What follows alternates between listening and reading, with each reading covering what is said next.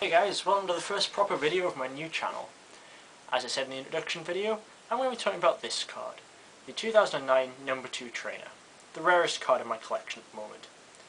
It is a new addition to my collection. I only obtained it within the last couple of months, although I spent a while paying it off.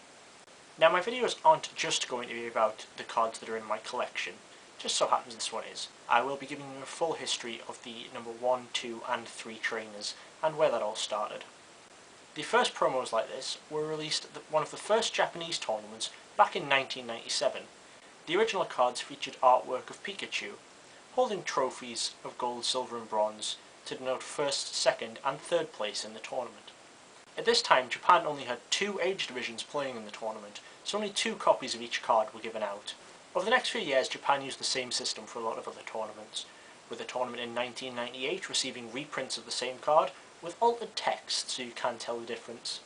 Later in 1998, another tournament also had the same cards reprinted, but these are generally classed as a 1999 print, just so people don't get confused. So even though they were released at the end of 98, people refer to them as the 99. The system of number 1, number 2 and number 3 trainers was used again in the Super Secret Battle, featuring artwork with Mewtwo, the Tropical Mega Battle, featuring artwork with Exeggutor, and through some battle roads featuring artwork of trainers, with more Pokémon appearing on the card depending on how high you got.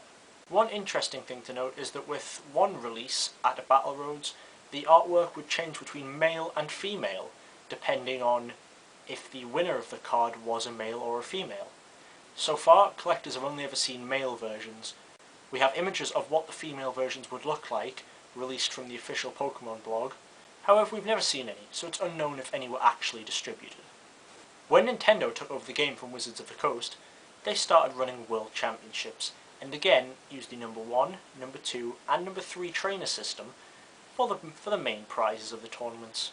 Now, as with every Japanese tournament other than the 1997 tournament, there were 3 age divisions, juniors, seniors and masters, so 3 copies of each card were released. The cards released at the very first World Championships in 2004 are still deemed the most valuable, for a couple of reasons. First, because since these were the first ones, they have a higher demand to collectors, they're more desirable. And second, all 3 first place and all 3 third place winners of the tournament were Japanese, and Japanese players have become notorious over the years for being less likely to sell the cards. However, in recent years we have seen 2 sales of number 3 trainers from this year, and 1 sale of a number 1 trainer from this year. I also know at least 1 American player sold their number 2 trainer, but I'm not sure about the other 2. This trend continued all the way on from 2004, right up until 2012 at the World Championships, which were held last month in Hawaii. And it's thought that the same trend will continue next year in Vancouver, as well as indefinitely as World Championships continue. Now this particular card that I own, the second place trophy from 2009. This one was originally owned by David Cohen, who came second in the senior division. It was then sold on to noted collector SM Pratt, who had it graded as you can see here, and I then purchased it from him. I'll make another video later talking more about the grading system and what that is and what it means for your cards. I don't mind sharing what I pay for my cards, so I will tell you that I paid $3,000 for this card. It's about average for what a trophy card goes for. Obviously a number 1 trainer would be more expensive, and a number 3 trainer would be less expensive, because the higher the ranking, the higher the desirability to collectors. The value on English trophy cards varies quite a lot, with older cards being known to have broken the $10,000 mark, and some recent cards being sold for as low as $1,000. The Japanese trophy cards also range in value, but tend not to go as low. The Pikachu cards, especially from Japan, will always raise a high price, perhaps slightly more than the Mewtwo or Exeggutor cards, despite the fact that there are more copies in circulation.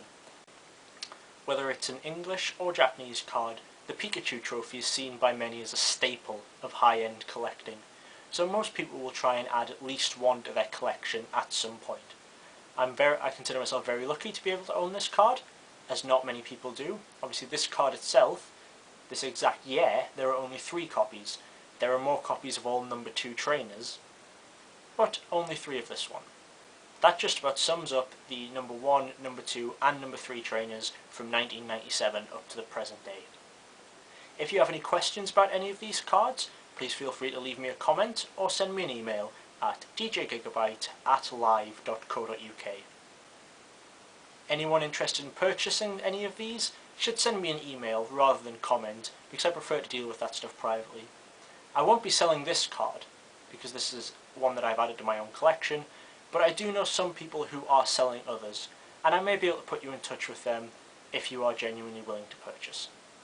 Thanks for sticking with this video, and if there are any cards in particular that you would like me to talk about, or anything else you would like me to discuss regarding the Pokemon TCG, please feel free to just leave a comment, and I will take it into consideration when I make future videos. If you enjoyed this video, I hope that you subscribe and watch some more of my videos in future. Thanks for watching, and hopefully see you next time. Bye.